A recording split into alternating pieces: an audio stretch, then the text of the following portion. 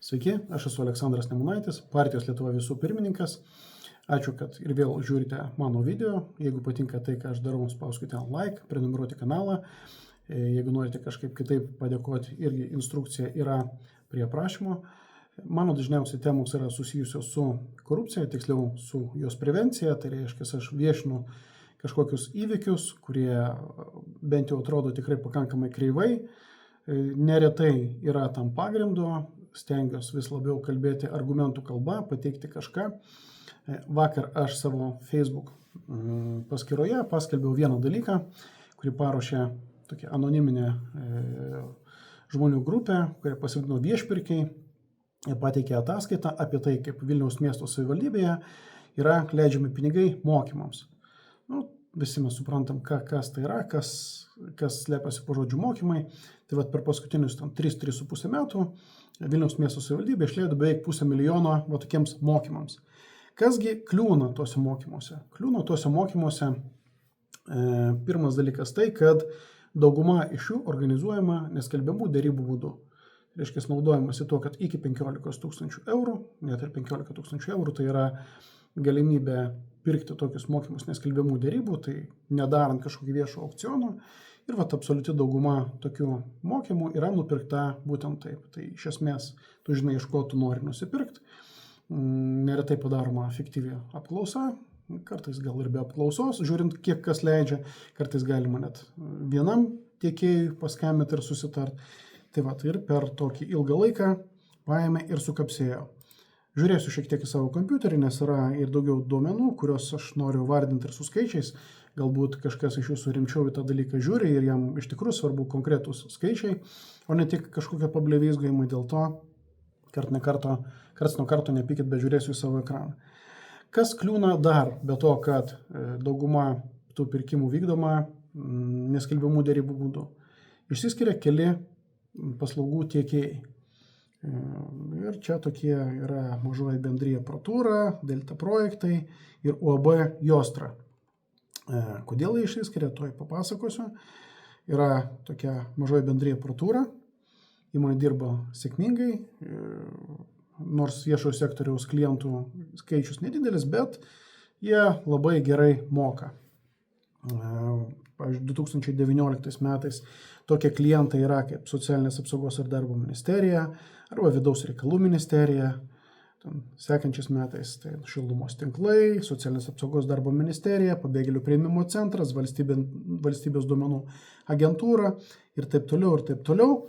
Pavyzdžiui, 25 metais jų klientai yra socialinių paslaugų priežiūros departamentas prie vėlgi Socialinės apsaugos ir darbo ministerijos, valstybinė akreditavimo sveikatos priežiūra ir Vilniaus miesto savivaldybės administracija už 109 000, tiksliau 108 900 eurų pasirašyta sutartis. Kodėl čia taip šitai įstaigai sekasi? Vėlgi, ta pati situacija. Iš 37 jų pirkimų nagrinėtų 35, reiškia, iš 3735 sudaryti, kad neviršyt mažos vertės lubų. Tai kartais net jeigu ir didesnė suma, jinai tyčia skaidoma į mažesnės, nieko nereikia apklausinėti, paėmė ir nusipirkė iš jų. Ir kas čia tie iš Mažosios bendrijos Protūra? Kas čia, kodėl čia jiems sekasi? Lygiai taip pat tie viešpirkiai, jeigu kam įdomu, sekite ir mane socitinkluose, ten dėjau nuorodą, įdėsiu ir čia, jeigu kažkas norės pasinagrinėti detaliau. Tai čia pakankamai tiesmukiškai įvardinama, kad nemaža tikimybė, kodėl šitą įmonė taip gerai sekasi viešuose pirkimuose ties konsultaciniu bizniu, yra dėl to, kad kas yra tos Mažosios bendrijos vadovas ir akcininkas. Tai vadovų, bent jau ir dabar pasižiūrėjau, yra įvardinamas Laurynas Truncė. Laurynas Truncė tai yra žmogus, šiaip protingas vyrukas, kuris apie 22 metais tapo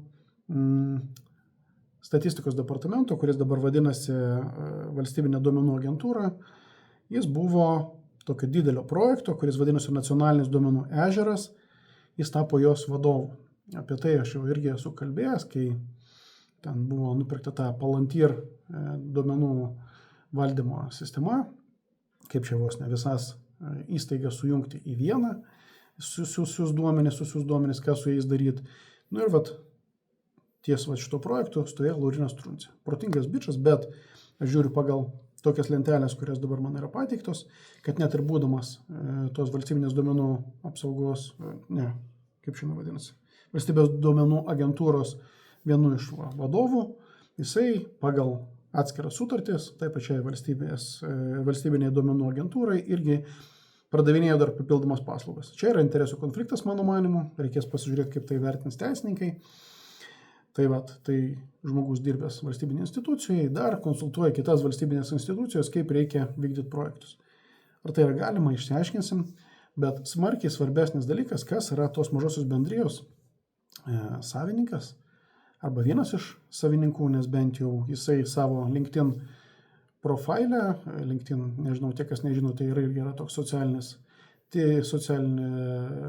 tinklas, kuriame yra labiau pagal darbo pomūdį žmonės renkasi. Tai reiškia, gali pasižiūrėti, kas kur ką dirbo arba dirba. Tai turime tokį pilietį kaip Ričardas Savukynas. Aš manau, kad visi puikiai pažįstat. Rokiškis Rabinovičius, jisai ten prisistatinėjo sos tinkluose, mes vienas kitas smagiai užblokavę, nes vienas kito smarkiai nemėgstam. Tai aš nežinau, kaip jis dabar pasivadinęs, bet tai yra toks propagandistas, mano nuomonė, kuris būtent, kad pagal užsakymus ieškojo kompromato prieš atskirus žmonės ir taip aš įsivaizduoju, kad jis ir iš to gyvena.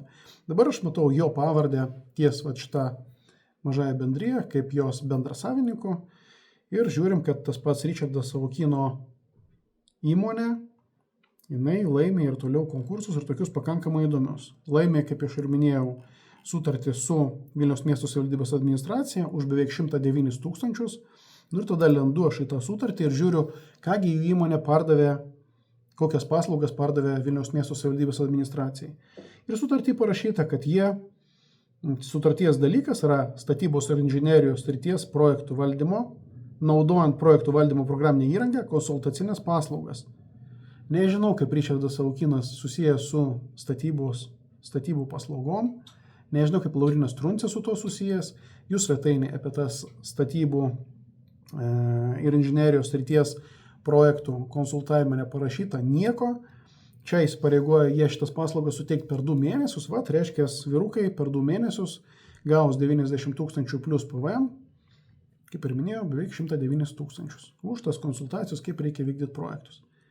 Ar iš tikrųjų tie projektai buvo vykdomi, aš nežinau, skamba kol kas labai kreivai, tai kad aš pats Ričardą Savukyną mačiau einant į savivaldybę, tai čia yra faktas. Nežinau, kodėl jam reikėjo vaikščioti, galbūt ėjo kitais reikalais arba pasikonsultuoti dėl šitos sutarties, arba šita sutartis gali būti fiktyvi iš vis ir jis ten teikia vienokias paslaugas ir su juo atsiskaityta neva už konsultacijas. Tai aš pasilieku savo teisę tokius dalykus išsiaiškinti tam, kad patikslinti, jeigu turėsiu ką patikslinti, būtinai jums apie tai ir papasakosiu savo kitose video. Dabar dar viena įmonė, kuri atkreipė dėmesį, jinai vadinasi OB Jostra, su šita daug paprastesnė situacija, bet irgi jinai yra kreiva. Jostros, anksčiau jinai vadinosi Jono Stravinsko individuali įmonė, o dabar Jonas Stravinskas dirba vienoje iš Vilniaus miesto savivaldybės pavaldžioj įmonių, tai yra Vilniaus miesto vystymo kompanija, jis yra statybos valdymo departamento direktorius.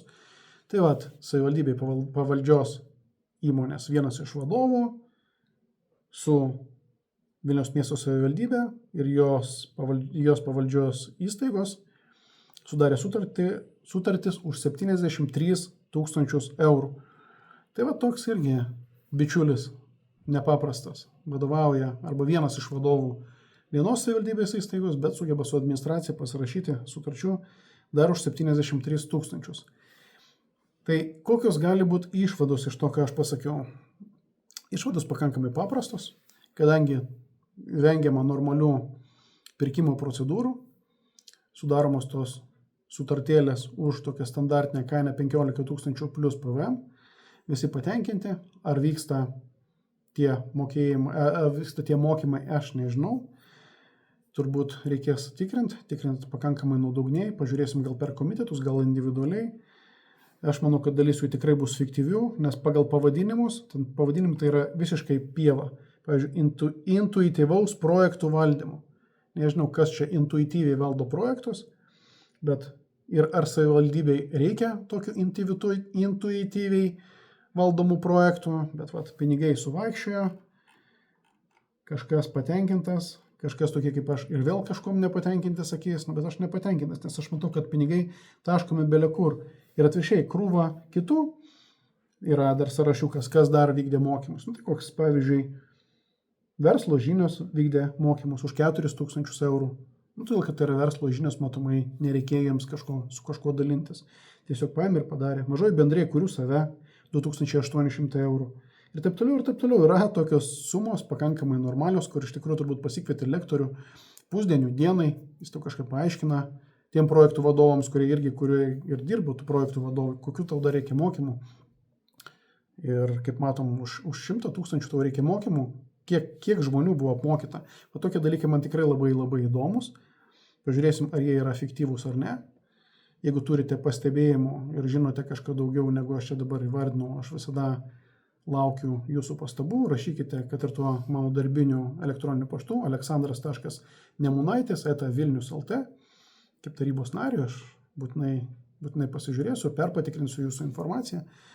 Jeigu norite, rašykite netgi anonimiškai, vis tiek aš nesivadovauju iš karto, neskubu skelbti tos informacijos, viską vis tiek sutikrinu, kad nebūtų, kad manęs irgi neapkaltintų kažkokiu šmeištu. Tai trumpai tiek. Kaip ir matome, viena iš sričių vėl visiškai nauja, apie kurią niekad nebuvau dar kalbėjęs, bet žiūrim, kad ir mokymams, ir pinigai ištaškyti. Aš tikrai taip galvoju, nes Vilniaus miesto savivaldybei už 500 000 mokymų, dažniausiai projektų valdymo, tai yra absurdas. Bet yra kaip yra. Kažkada mes šitą dalyką sutvarkysim, greičiausiai po ateinančių rinkimų, kuriems jau liko mažiau negu 1,5 metų. Stebėkite mane, stebėkite mano partijos Lietuva visų veiklą. Bus už ką balsuoti, bent jau Vilniaus miesto savivaldybės rinkimuose tai tikrai. Pažiūrėsim, galbūt ir kitose savivaldybėse mes turėsime savo komandą. Dar kartą raginu spausti, sekti šitą YouTube kanalą, patiktukai, komentarai irgi padeda jos sklaidą. Ačiū, kad buvote, ačiū, kad žiūrėjote ir iki kitų kartų.